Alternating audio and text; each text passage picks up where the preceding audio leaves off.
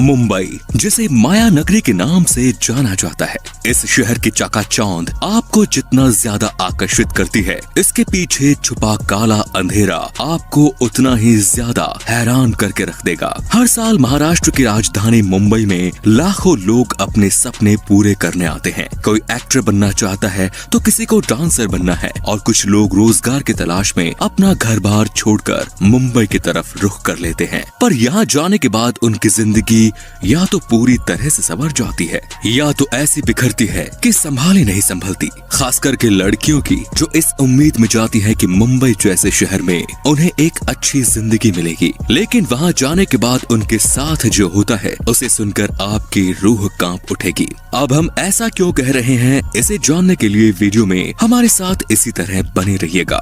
दोस्तों, मुंबई में आपको हर एक चीज देखने को मिलेगी।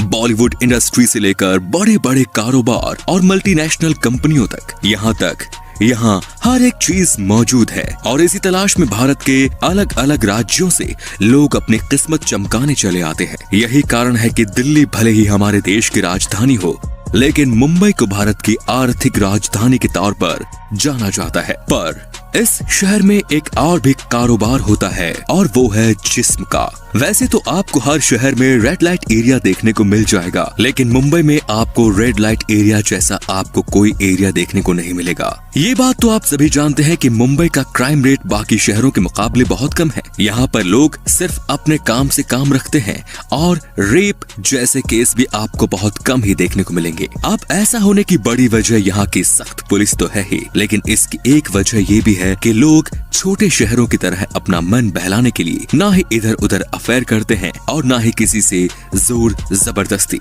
बल्कि दिन भर काम करने के बाद थकान मिटाने मुंबई के रेड लाइट एरिया में पहुंच जाते हैं। दोस्तों, इस जगह का नाम कमाटीपुरा है, जिसे आज से कई साल पहले लाल बाजार के नाम से जाना जाता था, लेकिन आज ये मुंबई के एक बदनाम इलाके के रूप में जाना जाता है। ये एरिया इतना ज्यादा मशहूर है कि एक समय पर राज करने वाली गंगूबाई की जिंदगी पर फिल्म तक बनाई जा रही है। खैर, इस फिल्म में तो बहुत पुरानी बात करी गई है, लेकिन आज भी इस जगह की चमक कम नहीं हुई। हर जगह आपको रंगीनियां नजर आएंगी। 500, 1000, 2000 और ये रेट ऐसे ही बढ़ते रहते हैं। बस आपके पास जेब में पैसा होना चाहिए, फिर आपको ये जगह आपको एक अलग ही दुनिया में ले जाएगी। जिस्म की ये काला बाजारी इतनी ज्यादा होती है कि उसके लिए बाकायदा एजेंट भी मौजूद हैं, जिन्हें हम आम भाषा में दलाल कहते हैं।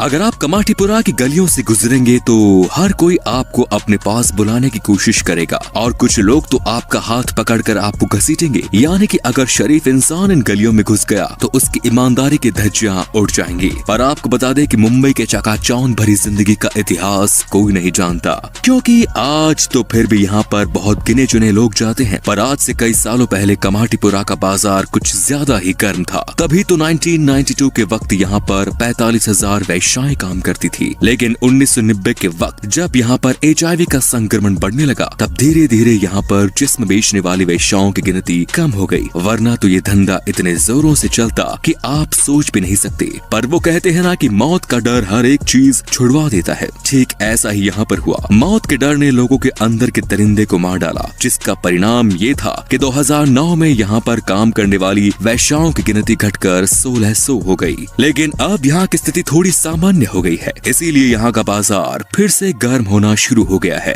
और अब तो रात के वक्त कमाटीपुरा पूरी तरह से गुलजार हो जाता है। रात के वक्त कमाटीपुरा की हर गलियां रोशनी से चकाचौंध हो जाती हैं। पर आपको बता दें कि यहाँ की चकाचौंध के पीछे एक घना अंधेरा छुपा हुआ है। असल में यहाँ पर काम करने वाली महिलाएं इस समय तो आपको काफी नॉर्मल दिखाई देंगी, लेकिन जब ये शुरुआत में यहाँ लाई जाती हैं, तो इनका ये हाल बिल्कुल भी नहीं रहता। बल्कि देश के तमाम छोटे छोटे शहरों से लड़कियों को पहला फुसलाकर यहाँ लाया जाता है, जहाँ कभी काम देने के बहाने तो कहीं शादी के बहाने लोग लड़कियों को यहाँ ले तो आते हैं, लेकिन फिर बेच देते हैं। बेचने के बाद लड़कियों का क्या हाल होता है वो तो आपने कई सारे फिल्मों और नाटकों में देख रहा होगा। लेकिन अगर आपने फिर भी नहीं देखा देखा तो आपको बता दें कि उनसे जोर जबरदस्ती वेश्या का काम करवाया जाता है। हालांकि पहले तो उन्हें पैसों का लालच दिया जाता है और अगर फिर भी लड़कियां इस काम को करने से मना कर दे तो उन्हें नशे के इंजेक्शन से लेकर उन्हें कई दिनों तक भूखा रखने तक के अलग अलग हथकंडे अपनाए जाते हैं और फिर धीरे धीरे लड़कियां इस दलदल में इस तरह फंसती जाती हैं कि उनका ये काम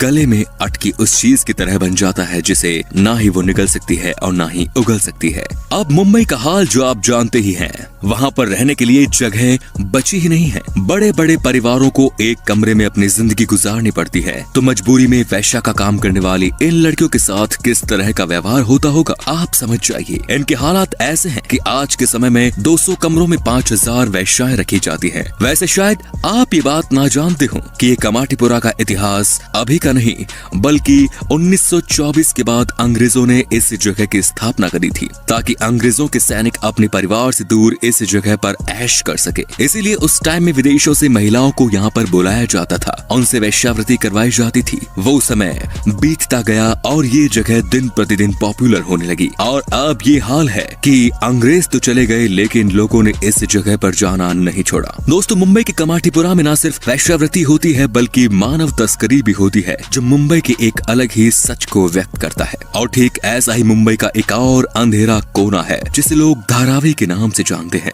मुंबई के कुल क्षेत्र का 10% हिस्सा धारावी के अंतर्गत आता है जहाँ पर सिर्फ और सिर्फ झुग्गी बस्तियां हैं। आपको बता दें कि इन झोपड़ियों के अंदर करीब 10 लोगों का परिवार एक ही छत के नीचे एक ही कमरे में रहने को मजबूर है। साथ ही इस जगह पर छोटे छोटे कमरों में बड़े बड़े उद्योग चलाए जाते हैं। इसी कारण मुंबई की आर्थिक राजधानी में एक बड़ा हिस्सा धारावी से भी जाता है। हम ऐसा इसलिए कह रहे हैं क्योंकि मुंबई के अधिकतर लोग आपको इन्हीं झुग्गी झोपड़ियों में देखने को मिलेंगे जो अपना और अपने परिवार का पेट पालने के लिए अलग अलग तरह के उद्योग करते हैं। जब आप यहाँ पर रहने वाले लोगों के जीने का तरीका देखेंगे तो आप पूरी तरह से दंग रह जाएंगे। आपको बता दें कि बस्ती के पास में डंपिंग यार्ड है जहाँ पर पूरे शहर का कचरा फेंका जाता है और ठीक इसी से लगकर एक बहुत बड़ा नाला है जिसमें आपको शहर भर की तमाम गंदगी देखने को मिलेगी। इसी कारण जब कभी भी बारिश का मौसम आता है तो सबसे पहले ये इलाके पानी से जलमग्न होते हैं क्योंकि तेज बारिश के कारण मुंबई के नाले उफान मारने लगते हैं। अब जैसे ही नाले ओवरफ्लो होने लगते हैं यहाँ की झुग्गी झोपड़ियों में गटर का पानी भरना शुरू कर देता है। आप खुद ही देखिए कि कैसे बस्ती का हर घर पूरी तरह से नाले में भर जाता है। फिर उनके घरों में कीड़े मकोड़े रेंगना शुरू कर देते हैं जिसकी वजह से बीमारियां अपने आप ही यहाँ पर घर बनाने में कोई कसर नहीं छोड़ती।